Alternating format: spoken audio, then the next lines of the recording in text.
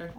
Hello, my name is Matt Skibba. I am the recreation supervisor for the city of Monroe. I've been here for just over 3 years, and before I came to Monroe, I worked for the village of Mount Horeb as their rec assistant for 7 years.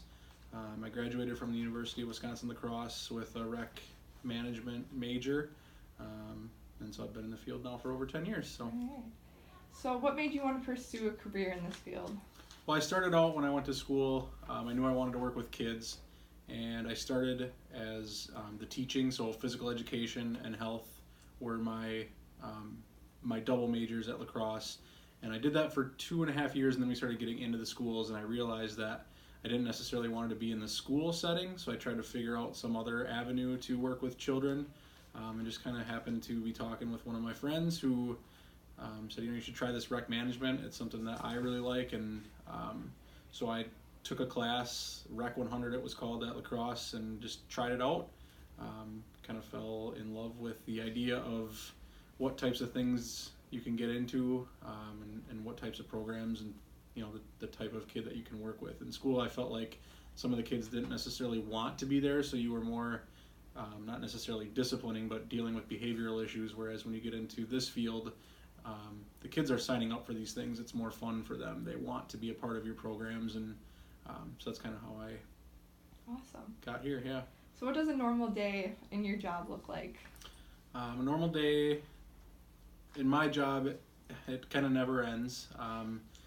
Typically, I get here around 7 o'clock, and you're checking voicemails and emails and responding to parents and coaches and different things like that. You spend a lot of your time doing that. I do some payroll. Pretty much every day we do payroll. A lot of my job is office related for the first 4, 5, 6 hours of the day. It's doing scheduling and taking care of any issues and ordering equipment and that sort of thing. And then in the afternoons, that's where we have an after school program. So I go into the field and work with the after school kids. We have a kindergarten through 5th grade program, about 35 kids a day. And then in the summer, I'm going out to ball fields and getting the equipment ready in there, helping with the prep of the fields, making sure I have umpires scheduled, making sure that I have staff scheduled for our little league and minor league programs.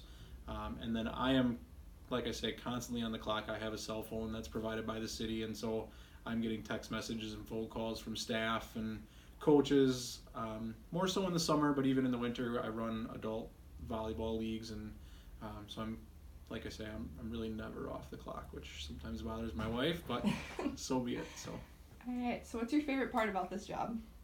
seeing the kids.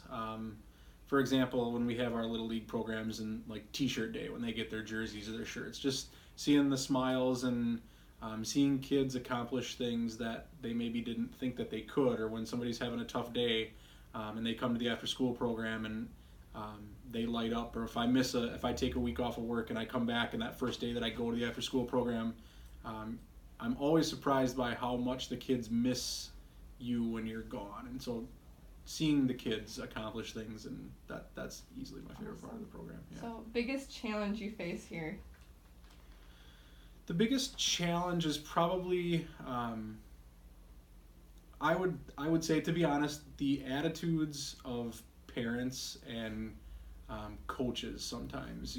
Trying to work with parents, and they have their kids' best interest at heart. I just had a daughter, so I'm kind of starting to find out that you're a lot more protective than I ever realized you could be, and so they have the best interest at heart, but parents are very hands-on and very involved, and it can be good, but it can also have some challenges that are presented, dealing with issues that might arise. They are questioning coaches or questioning umpires, and those jobs are very difficult, and it's starting to become harder and harder to find volunteer coaches because they don't want to have to deal with some of the stuff that they're not signing up to do. They're signing up to work with the kids, not have to try and handle parents and complaints, and same thing with umpires. So that's become a challenge. So Right.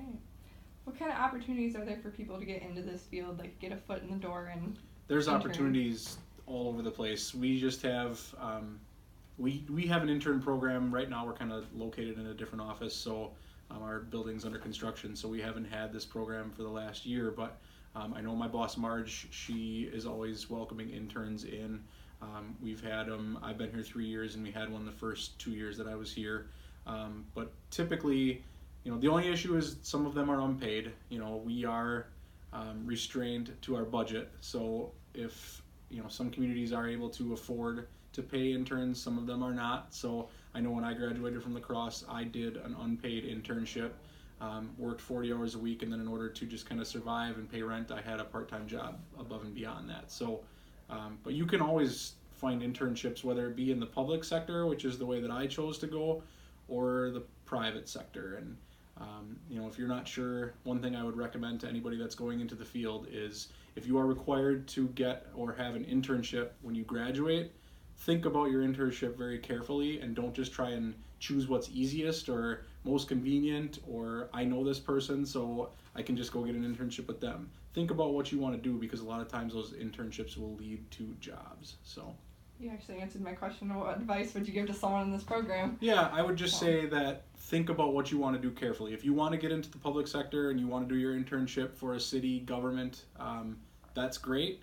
If it were me, I would probably try and find something. I know some of my classmates went to cruise ships. They did different things down in Florida. Some of them went out west to some of the mountains for skiing resorts and things like that. I would just think about what you want to do and don't be afraid to reach out for some of those things. So, all right, thank you. That's it. All right.